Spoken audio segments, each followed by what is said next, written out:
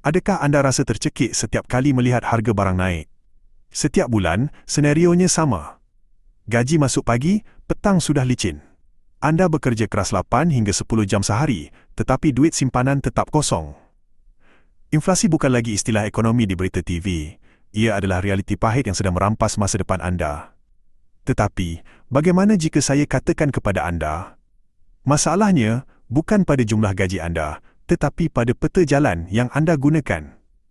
Dalam e-book ini, anda tidak akan menemui teori ekonomi yang membosankan. Sebaliknya, anda akan dibekalkan dengan strategi benteng KL, cara hidup sederhana tanpa beban hutang dan bagaimana menguruskan gaji RM2,000 supaya tetap ada lebihan untuk pelaburan.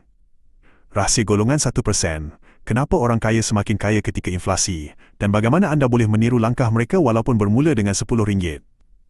Blueprint pendapatan 5x ganda, panduan langkah demi langkah 30 hari untuk membina kemahiran digital yang membolehkan anda menjana pendapatan tambahan dalam USD tanpa perlu berhenti kerja hakiki.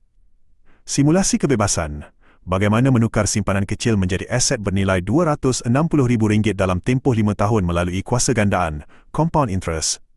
Kenapa anda perlu memiliki e-book ini sekarang? Inflasi tidak akan menunggu anda bersedia. Setiap hari anda bertangguh, nilai wang anda semakin susut. E-book ini adalah untuk anda jika anda penat hidup nyawa-nyawa ikan setiap hujung bulan. Anda tiada kenderaan dan bergantung sepenuhnya pada pengangkutan awam. Anda ingin tahu cara sebenar wang bekerja untuk anda. Anda sedia untuk hasil demi mengubah nasib keluarga. Penutup, call to action.